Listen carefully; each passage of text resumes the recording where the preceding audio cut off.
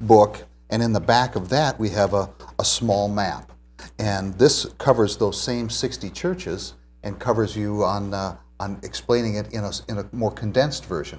But now there's a whole nother map that Greg has completely done himself, and we've had gone over very carefully for its accuracy. And this map has all the neighborhoods, so it helps even more to know where you're going, whether you're going to, what are some of the neighborhoods?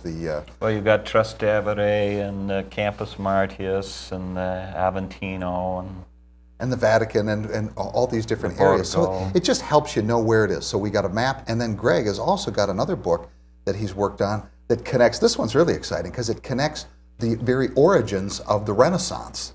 And so it's Pisa, and it goes all the way through from Niccolo and Giovanni Pisano, and how they really began this whole Renaissance movement earlier than most people think. Yeah, in 1260, Niccolo Pisano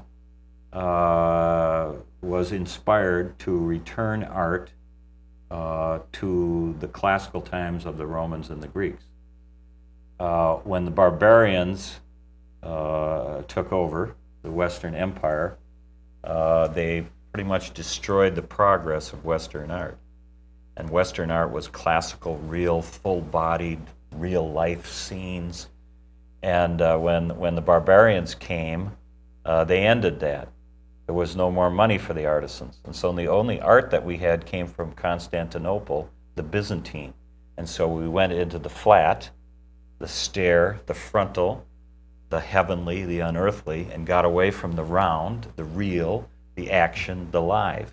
And Niccolo Pisano in 1260 made the great pulpit in the baptistry at Pisa.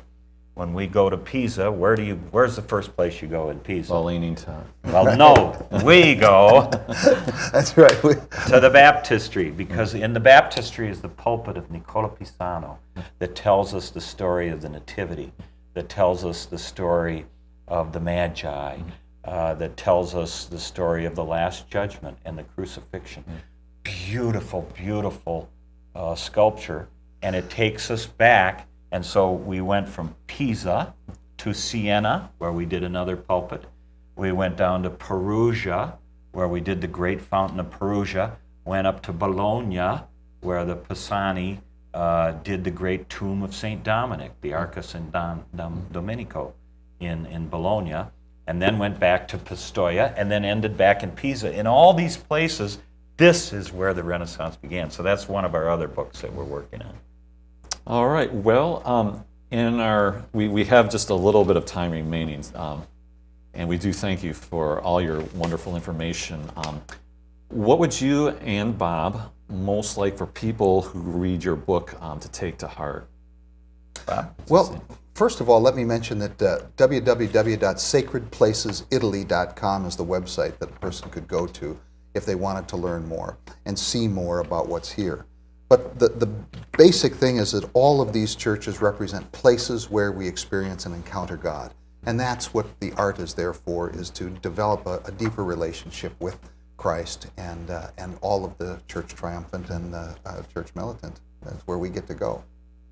Yeah, for me, what it is we are not taking advantage as Catholics of something no one else has.